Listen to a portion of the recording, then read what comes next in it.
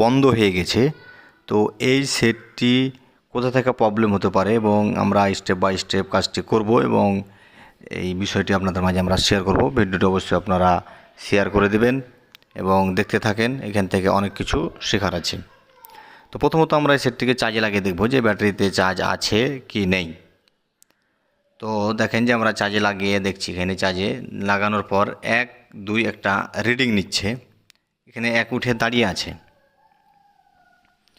তো এই রিডিংটা আমরা যখন লাগাচ্ছি দেখেন যে 1 উঠে অলরেডি দাঁড়িয়ে থাকছে, আর কোনো রিডিং নিচ্ছে না। সেটি কিন্তু আমাদের একটা সেটকে অন করার মতো যে পরিমাণ চার্জ এটা ব্যাটারিতে থাকা দরকার, এটাও আমরা দেখেছি। তাহলে চলেন পাওয়ার সাপ্লাইতে দেখে যাই। পাওয়ার সাপ্লাইতে মাত্র 13 রিডিং নিচ্ছে। পাওয়ার সাপ্লাইতে 13 রিডিং নিয়ে দাঁড়িয়ে থাকছে, পাওয়ার বটম ছেড়ে দিলেও সেইভাবেই দাঁড়িয়ে থাকছে। 13 থেকে হাইয়েস্ট 14 আসতেছে। এমনকি পাওয়ার বটম আমরা যদি ছেড়ে দিই তাও সেম প্রবলেম হয়ে দাঁড়িয়ে আছে, স্ক্রিনে কোনো কিছু আসছে না। তো এই ধরনের কাজগুলো আমরা করি এবং আরও বেশ কিছু স্টেপ আছিল চেক করার পর আমরা নির্ণয় করি যে এটি অ্যাকচুয়ালি সিপিইউ জনিত প্রবলেম। তো আমরা এটি ডুয়েল সিপিইউওয়ালা সেট। তো এটি উপরের স্তরে যে র্যামটি থাকে আমরা র্যামটি রিমুভ করতেছি। এই র্যামটি আমরা প্রথমে রিমুভ করব, পরে সিপিইউ এবং এই দুটোকে আবার রিভলভ করে আমরা পুনরায় চেষ্টা করব লাগানোর। আর এ ধরনের ডুয়েল সিপিইউ আইসি লেভেলের কাজের যারা ট্রেনিং করতে চান তারা আমাদের সঙ্গে যোগাযোগ করতে পারেন। তো এ ধরনের যে আইসি লেভেলের কাজের যে একটা স্কেল থাকে বা সিস্টেমগুলো বা নিয়মকানুনগুলো আমরা এগুলো আমাদের স্টুডেন্টকে আমরা শিখে থাকি। আমাদের এখানে একটি 1 মাসের এবং একটি 2 মাসের কোর্সে আমরা এই ধরনের ট্রেনিংগুলো করিয়ে থাকি এবং এই কাজগুলো আমরা প্র্যাকটিক্যালি করাই। তো যারা এই ধরনের কাজের জন্য ইচ্ছুক তারা আমাদের সঙ্গে যোগাযোগ করতে পারেন, আমাদের নাম্বার দেওয়া আছে স্ক্রিনে। তো আমাদের প্রায় দেখেন যে আমরা কাজ আপনাদের দেখাচ্ছি যে আমরা কীভাবে করতেছি। আমাদের মাদারবোর্ড ক্লিন, সিপিইউ রিভল, এভরিথিং ওকে। এখন এইটিকে আমরা কি করব, আবার পুনরায় লাগিয়ে ফেলবো। তো আপনারা দেখতে থাকেন এবং আমাদের এই ভিডিওগুলো অবশ্যই আপনারা শেয়ার করে দেবেন যাতে অন্যান্য টেকনিশিয়ান ভাইরা দেখে আমাদের এই বিষয় বা কাজের যে ফর্মুলা বা থিওরিগুলো দেখে তারা কি করতে পারে, এই কাজগুলা সমস্যাগুলো সমাধান করতে পারে। অনেকেই আছে যে একটি ফোনের প্রবলেম কিভাবে নির্ণয় করবে এটি জানে না। তো আমরা ইজি ট্রিকের মাধ্যমে হয়তো আমরা দেখিয়ে দিতে পারি, আমরা বিষয়গুলো দেখাই। আমরা অধিকাংশ সময় আমরা কোনো পাওয়ার সাপ্লাইয়ের কাজ করি না, কিন্তু অনেকেই আছে যে পাওয়ার সাপ্লাই ছাড়া বুঝে না। এই জন্যই হয়তো আপনাদেরকে আমরা পাওয়ার সাপ্লাই দিয়ে দেখানোর জন্য চেষ্টা করলাম।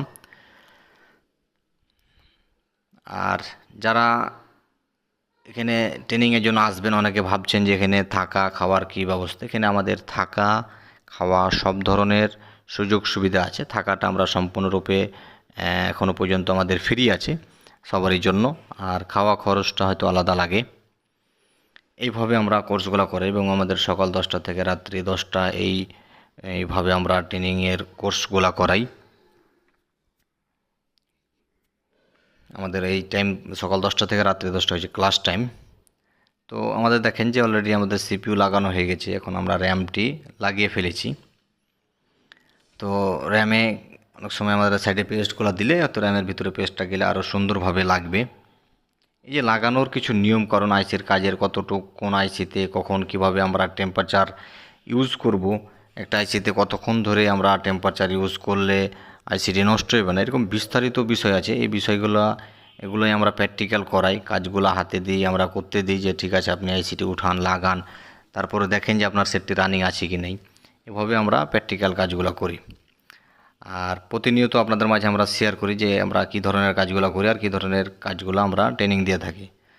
তো আমাদের আইসি লাগানো শেষ, মাদারবোর্ড ঠান্ডা কমপ্লিট।